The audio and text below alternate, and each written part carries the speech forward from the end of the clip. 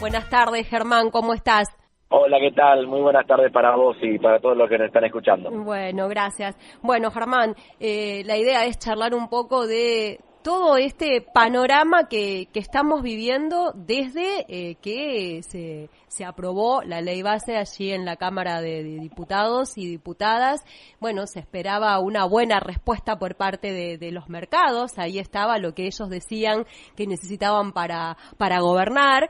Ya la tienen, esa ley que ansiaban tanto para poder gobernar tranquilos, y sin embargo la respuesta de los mercados hasta el momento es negativa. El dólar se ha disparado, los precios, bueno, son un desastre, vuelve a subir el combustible y la gente está cada día un poquito más desanimada, ¿no? ¿Qué nos podés decir al respecto? ¿Cuál es el análisis que ustedes hacen y cuál es un poco, no digo, no podemos hacer futurología, pero ¿cómo pensamos que vamos a poder encaminar todo esto, ¿no? Esta situación, los ricos empiezan a no pagar impuestos a las ganancias, los trabajadores van a volver a pagar impuestos a las ganancias, es todo al revés. Una Argentina más desigual.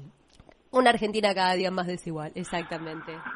Bueno, a ver, me tiraste 4 o 5 ejes al mismo tiempo.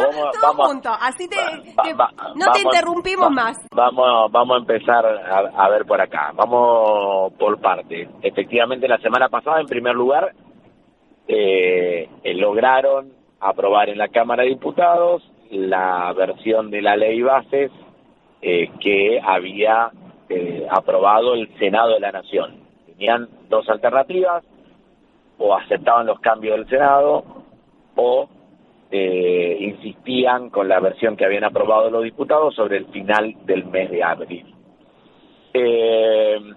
Esa ley es mejor que la que oportunamente aprobamos. Yo te diría que no. Lo traté de decir el otro día en el discurso, ¿no? Es una ley más corta, pero igualmente dañina. ¿Por qué? Porque sigue teniendo una delegación de facultades innecesarias en el Poder Ejecutivo, porque sigue conteniendo una reforma administrativa que va a desguazar los organismos estratégicos que tiene el Estado argentino, porque contempla privatizaciones absolutamente innecesarias para la Argentina, porque incluye una reforma laboral que no fue que era contemplada la perspectiva de los trabajadores ni se debatió en las comisiones del Congreso, que entró como producto de una negociación del radicalismo con los libertarios, que cuando se aprobó estos diputados en abril dijeron: si no nos dan la reforma laboral, nosotros no votamos a favor de la ley base, donde el RIGI, más allá que esté amortiguado, estamos hablando del régimen impositivo para las grandes inversiones, sigue siendo absolutamente innecesario en sus beneficios para aquellos sectores que están queriendo radicar inversiones en sectores estratégicos para la soberanía y el desarrollo productivo. Por todos estos motivos, si a eso le agregás algo que no estaba en la ley base, sino que estaba en el paquete fiscal, que es, como vos señalaste, que los trabajadores vuelven a pagar impuestos a la 4ª categoría, seguramente debe haber muchos trabajadores de las parejas en esta situación. Exacto. Y al mismo tiempo le bajan las alícuotas de bienes personales a el escalón más alto de los ingresos en la Argentina. Todo eso está contenido en lo que se aprobó. Por lo tanto, insisto, puede ser más corto, pero es igual de dañino. Demos un paso más en lo que vos decías. ¿Es esa la ley que necesitaban los argentinos y argentinas? No. De hecho, nunca esa ley estuvo pensada para ampliar derechos, para mejorar la actividad económica, para generar más empleo, para que haya una mejor redistribución del ingreso, como decían ustedes ahí en la mesa, para que haya más equidad, una mejor distribución. Esos objetivos no tuvieron nunca. Siempre estuvo la idea de que si uno desregulaba, si uno sacaba el marco regulatorio que el Estado tiene que hacer en determinada actividad económica, todo funciona mejor, ¿no?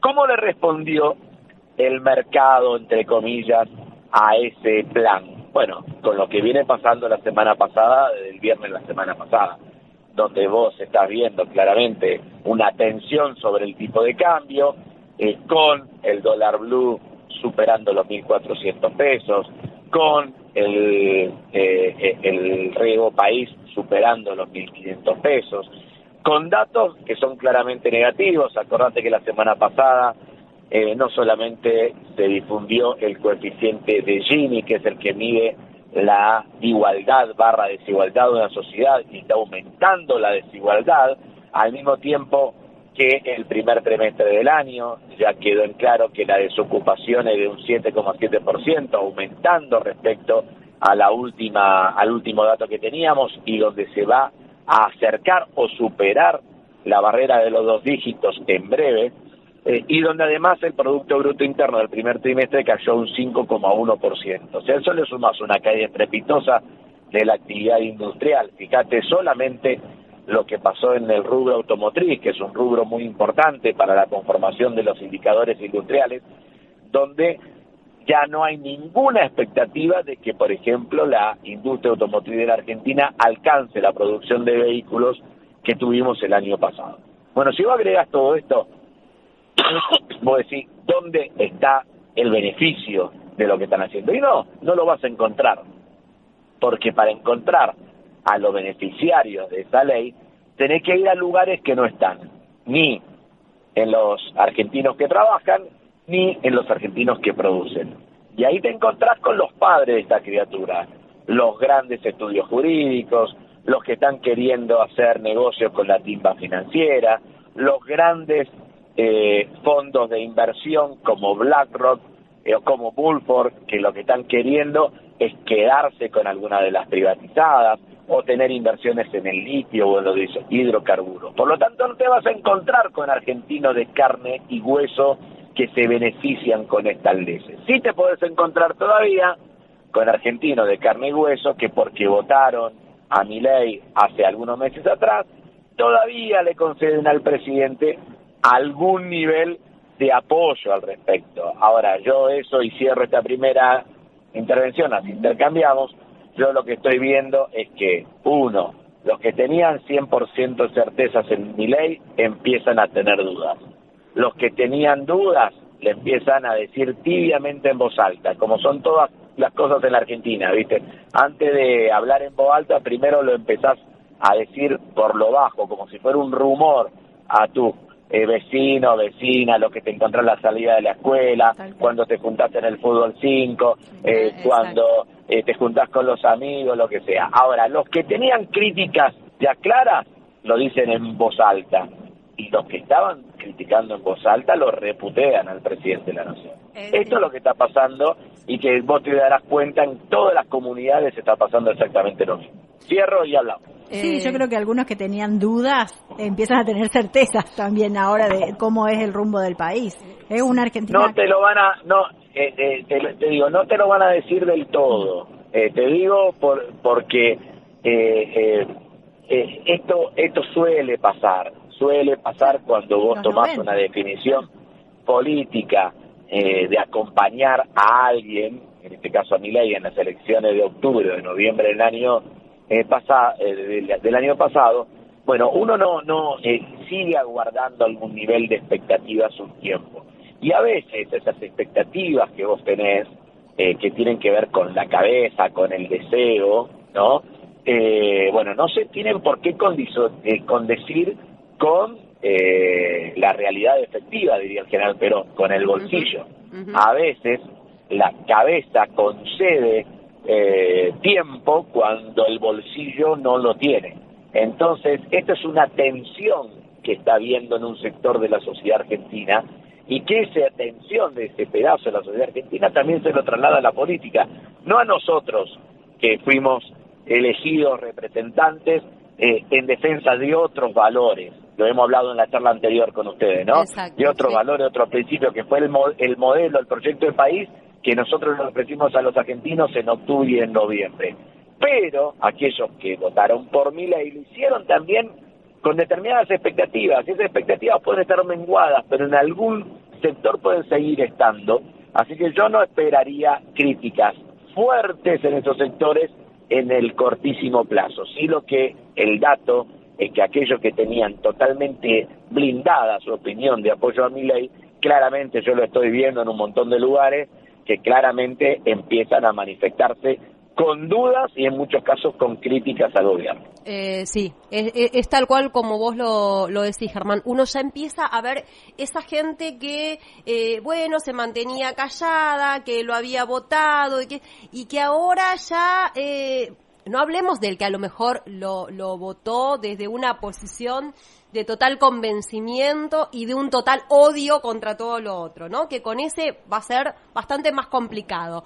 Pero aquella persona que lo votó porque le parecía que era una opción, porque le vendieron determinadas ideas a las que acompañaban, sí, porque que estaba cansado, porque querían un cambio, porque querían esto, porque querían lo otro, y ya ahora se están dando cuenta que no. Entonces, como vos decís, bueno, ya empieza ese rum callejero. Estás haciendo una distinción que es muy interesante. Mirá, todo dirigente político, el presidente de la Nación no es una excepción, tiene un núcleo duro de apoyo y lo que habitualmente en términos de opinión pública se llama una periferia de apoyo, ¿no? Un núcleo y una periferia. Sí. En donde está teniendo problemas de consenso es en la periferia de su voto. En el núcleo de su voto están los componentes más ideológicos, los que se vieron seducidos por, a mi criterio, los dos ejes que planteó Milei, el famoso casta-anticasta y el peronismo-antiperonismo. Eso está en el núcleo duro de Milei. Exacto. Ahora, cuando vos vas a las encuestas, te encontrás con que en el rechazo de Milei también hay un núcleo duro de rechazo y una periferia de rechazo. Lo llamativo es que el núcleo duro de rechazo de Milei, es el doble que el núcleo duro de apoyo. Exacto. ¿Se entiende? A ver, vamos a ponerle número a estas cosas. Sí. Ponele que haya un 50 y 50% de apoyo y rechazo. Sí. Agarrá el 50% de apoyo a Milei. Sí. 2/3 de ese apoyo es la periferia de su apoyo. 1/3 es el núcleo duro. Cuando vas al rechazo a Milei, a los críticos con Milei, sí, es al revés. 2/3 son intensamente críticos y 1/3 es la periferia de los críticos. Esto no es menor, porque en las periferias es donde se juegan en algún lugar las batallas más importantes, ¿no? Exacto. Por eso es que nosotros, lejos de en algún lugar repeler a los argentinos y argentinas que pudieron haber votado a Milei, pero que tienen críticas con Milei, nosotros tenemos que tener una actitud de diálogo y de apertura con eso, porque ahí te encontrás de todo, ahí te encontrás con laburantes de muchas de las fábricas de las parejas, vamos a ser sinceros, muchísimos, que pudieron votar, entonces, ¿qué vas a hacer? ¿Lo vas a poner del lado de Milei definitivamente? No. Hay que hablar con ellos, hay que tender puentes, hay que explicarle una y mil veces, por más que muchas veces digamos, ¿cómo puede ser que tengamos que explicar estas cosas? No importa. Por algo el general Perón hablaba siempre de la necesidad de persuadir, la persuasión, digamos, ¿no? Entonces me parece que ahí es donde tenemos que poner la atención. Germán, muchísimas gracias. Sabemos que estás viajando. Agradecerte. Estoy de columnista de ustedes. Ya columnista. Sí, ya sos columnista de yeguas. Podés asociarte. Mira que cuando los columnistas salen 24 veces en un año, me tenés que pasar a planta permanente. Y bueno, ¿qué va a hacer? Lo charlamos fuera de micrófono, Germán. No, saludos a todos, pero digo, ¿por qué te estoy queriendo decir esto y cierro? Sí. Yo sé que lo de la semana pasada, la aprobación de la ley base para muchos compañeros y compañeras fue un golpe. Un golpe duro, sí. Lo sé y me lo transmiten en todos lados. Ahora, yo les quiero decir esto, no hay nada irreversible en la política, nada, y la ley base tampoco lo es, y el DNU tampoco lo es, y les quiero explicar por qué. Te robo 2 minutos. No, todo el tiempo es tuyo. Había en los 90, segunda mitad de los 90, había privatizaciones que jamás se pensaban que podían volver para atrás. Había un sistema previsional privatizado que jamás se pensaba que iban a volver para atrás. Había reforma laboral hecha, la famosa flexibilización laboral, que jamás se pensaba que se iba a volver para atrás. Había una reducción, un alejamiento del Estado Nacional de realidades muy concretas de la vida cotidiana que se pensaba que era irreversible. Pero llegó alguien impensado para el momento, Néstor Kirchner, ¿no? Sí. Y generó las políticas necesarias para revertir las cosas que parecían irreversibles. ¿Qué tuvo Néstor Kirchner? Y obviamente después el proceso continuó con Cristina, ¿no? ¿Qué tuvo? 1, decisión política. 2, voluntad de transformación. 3, capacidad técnica. Esas 3 cosas. Decisión, voluntad de transformación y capacidad técnica. Bueno, me parece que hay que ir generando las condiciones para que volvamos a tener un Néstor Kirchner en la Argentina. Te iba a decir, necesitamos un nuevo Néstor. Necesitamos un Néstor Kirchner en la Argentina, y te aseguro que quien pretenda liderar la política argentina desde la salida del justicialismo va a tener que tener mucho de las actitudes, de la vocación y de la capacidad técnica que demostraron Néstor y Cristina. Exactamente.